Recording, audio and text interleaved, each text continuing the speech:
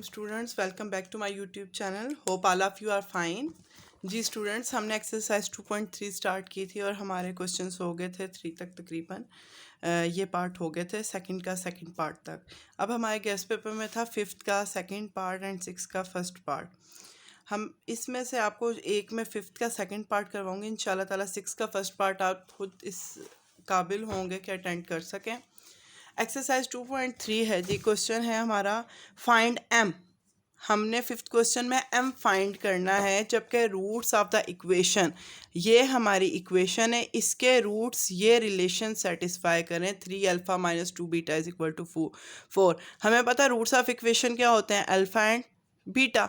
हमने last question में इसे डिटेल में देख लिया था। Alpha and beta are the roots of equation.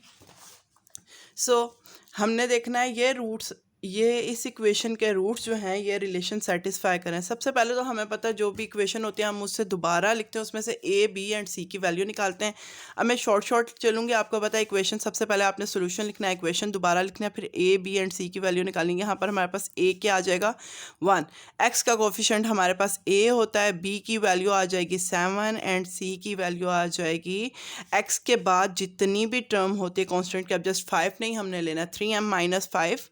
सी की वैल्यू क्या आ गई 3m माइनस 5। ये हमारे पास ए बी और सी की वैल्यूज़ आ गई। अगर किसी स्टूडेंट को किसी चीज़ में कोई इशू है वो लास्ट वीडियोस चेक कर सकता है, डिस्क्रिप्शन में मेंशन है कौन सी किस एक्सरसाइज की वीडियोस हैं। एंड जो है स्टूडेंट्स आप लोगों के लिए मैंने अपलोड कर दिए हैं डेफिनेशंस भी, मैथमेटिक्स के एंड फिज़िक्स के long questions and short questions भी अपलोड कर दिए हैं गेस्ट पेपर में जो है हमारे पास।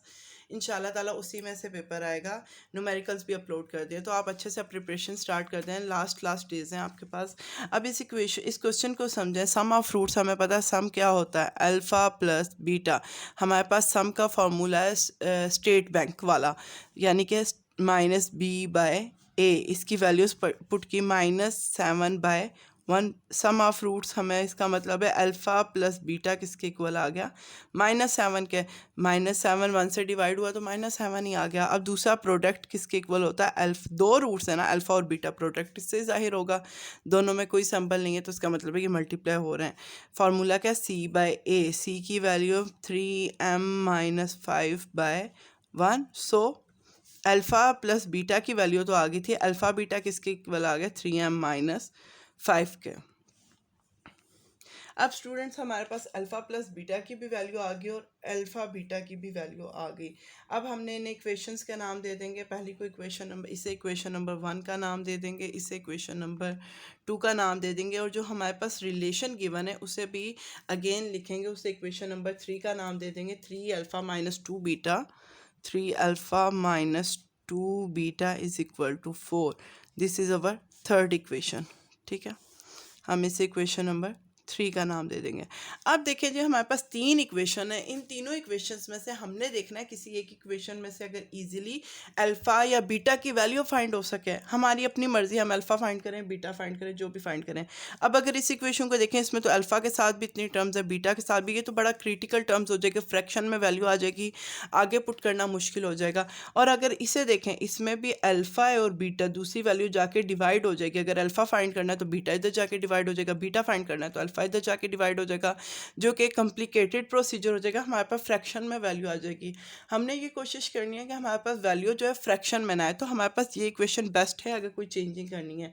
अगर हम इसमें से बीटा अलग कर लें, इक्वेशन 1 इम्प्लाइज स्टेट, अगर बीटा अलग करना है तो बीटा किसके इक्वल हो जाएगा -7 माइनस अल्फ़ा। हमारे पास बीटा अगर अलग करना है तो ये इक्वेशन बन जाएगी beta is equal to -7, already इधर था, अल्फ़ा उधर जाके माइनस अल्फ़ा हो जाएगा। ये हमारे पास बीटा की वैल्यू आ गई। अब हमने क्या करना है जी, बीटा की वैल्यू आ गई। अब हमने अल्फ़ा की वैल्यू निकालने के लिए हमने इस वैल्यू को पुट कर देना बीटा की, जो हमारी थर्ड इक्वेशन है जो हमने सेटिस्फाई करनी है। 3 alpha minus 2 beta is equal to 4। इसमें हम ये बीटा की वैल्यू पुट करेंगे तो हमारे पास अल्फ़ा की वैल्यू आ जाएगी। जब अल्फ़ा की वैल्यू आ जाएगी तो वो हम इक्वेशन में बीटा वाली में दोबारा पुट करेंगे पहली इक्वेशन में, तो हमारे पास बीटा की वैल्यू भी आ जाएगी। अब ये तो बीटा की वैल्यू टेम्परेरी है ना, ये जो हमने बनाई है। अब ये वैल्यू हम पुट करते हैं इक्वेशन नंबर 3 में, तो हमें क्या मिलता है 3 अल्फ़ा ऐसे ही -2 बीटा -2 ये ऑलरेडी है, बीटा की वैल्यू लिखे -7 minus alpha is equal to 4। अब ये -2 माइनस साइन समेत अंदर तमाम टर्म से मल्टीप्लाई हो जाएगा। This will become 3 alpha plus 2 into 7 is 14, minus minus is plus 2 alpha is equal to 4। ये हमारे पास टर्म आ गई। इसमें देखें अल्फ़ा और अल्फ़ा सेम आ रहा है हमारे पास, इसका मतलब है हम अल्फ़ा को सॉल्व करेंगे, ये हो जाएगा 5 अल्फ़ा एंड ये प्लस 14 को हम अल्फ़ा क्योंकि फाइंड करने से अलग करना, 14 उधर जाके -14 हो जाएगा। This will become alpha is equal to 4 में से -14 गया, ये -10 बच गया, -10/5 क्योंकि अल्फ़ा फाइंड करना है, 5 मल्टीप्लाई और इधर आके डिवाइड हो जाएगा।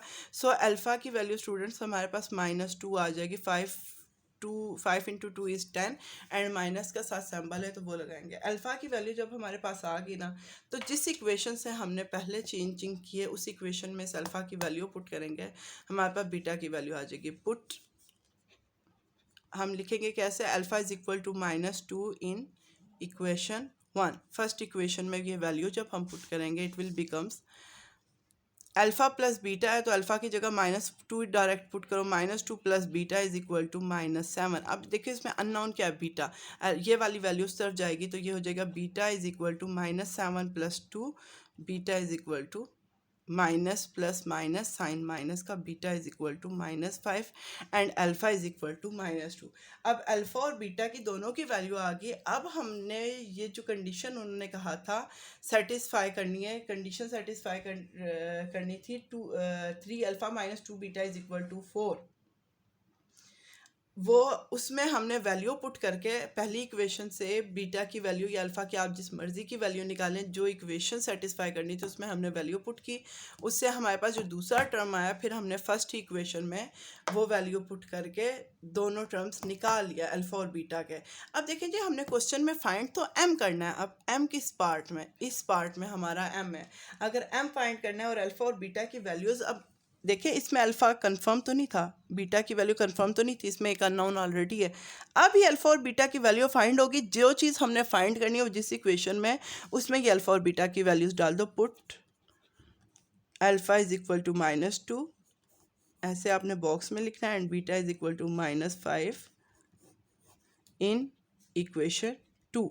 फाइंड हमने क्योंकि एम करना था।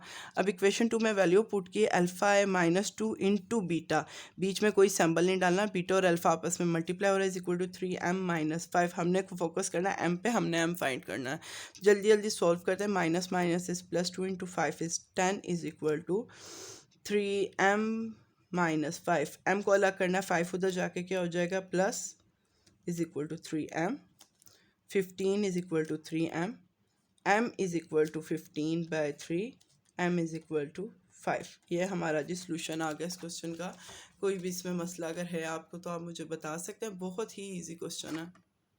आई थिंक ये आपको लास्ट से नज़र नहीं आ रहा था। ठीक है, m इज़ इक्वल टू 5, या हमने सोल्यूशन इस क्वेश्चन का कर लिया। आपने इस जैसा कोई भी क्वेश्चन आया तो आपने इसी तरह इजीली सॉल्व कर लेना। अगर इसी पार्ट का लास्ट क्वेश्चन देखें, लास्ट में भी m फाइंड करना है।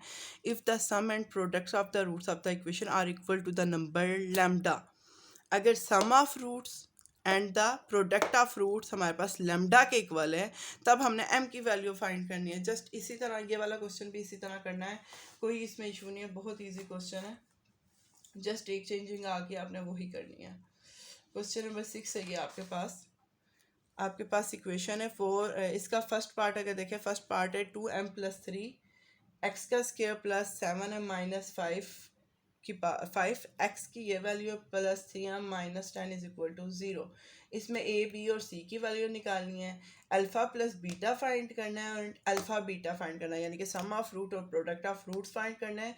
फिर सम ऑफ रूट्स को भी लैम्डा के इक्वल ले लेना है ऐसे, क्योंकि उन्होंने कहा sum of roots and product of roots equal to lambda, तो जो आपका सम ऑफ रूट्स आएगा उसे भी आपने लैम्डा के इक्वल लेना है and product of root alpha beta जो आएगा उसे भी लैम्डा के इक्वल लेना है। अब आप अगर देखेंगे दोनों इक्वेशंस लैम्डा के इक्वल आ रही हैं तो लैम्डा लैम्डा इनमें कॉमन है, इसका मतलब है ये दोनों इक्वेशंस आपस में एक दूसरे के इक्वल। सेम ऐसे ही करना है, बस क्या करना है, अल्फ़ा प्लस बीटा, इसकी तरह alpha plus beta alpha beta, इसी स्टेप के बाद ये लिख देना है आपने, alpha plus beta is equal to lambda और अल्फ़ा बीटा भी लैम्डा के इक्वल है तो alpha plus beta is equal to alpha beta. अब इसमें एक अननोन होगा m, एक तरफ वैल्यू होगी अननाउन की प्रोडक्ट में वो वैल्यू होगी, क्योंकि हमने देखना है एम को अलग करना है और एम की वैल्यू फाइंड करनी है जिस तरह हम करते हैं। ठीक है स्टूडेंट्स, होप आपको समझ आ गई होगी। एक्सरसाइज 2.4 मैंने आपको बताया था एक्सरसाइज 2.4 का कि वो हमने हमारे सिलेबस में नहीं है, गेस्ट पेपर में थोड़ी सी चेंजिंग्स की हैं, वो मैं आपको मेंशन कर दूंगी जो जो चेंजिंग्स आई हैं। अब एक्सरसाइज 2.5 पे आते हैं। होप स्टूडेंट्स आपको वीडियो अच्छी लगी होगी। अगर आपको गेस्ट पेपर्स भी अच्छे लग रहे हैं तो काइंडली लाइक भी कीजिएगा, सब्सक्राइब भी कीजिएगा। एंड अगर आप शो करेंगे, इंटरेस्ट शो करेंगे, तब मुझे भी अच्छा लगता है, मैं भी मेहनत करूं और अच्छे से आप लोगों को गाइड कर सकूं। गेस्ट पेपर्स आने वाले जो बाकी सब्जेक्ट्स हैं उनके गेस्ट पेपर्स भी आपके साथ शेयर कर सकूं, जिस तरह केमिस्ट्री, उन सब पे जाहिर सी बात है हर चीज़ टाइम टेकिंग है, मुझे टाइम लगता है। तो अगर आप भी रिस्पॉन्स शो करेंगे तो मुझे अच्छा लगेगा। अगर आपको वीडियो अच्छी लगी हुई तो लाइक कीजिए एंड सब्सक्राइब कीजिएगा और अपने तमाम फ्रेंड्स के साथ शेयर कीजिएगा। थैंक यू, अल्लाह हाफिज़।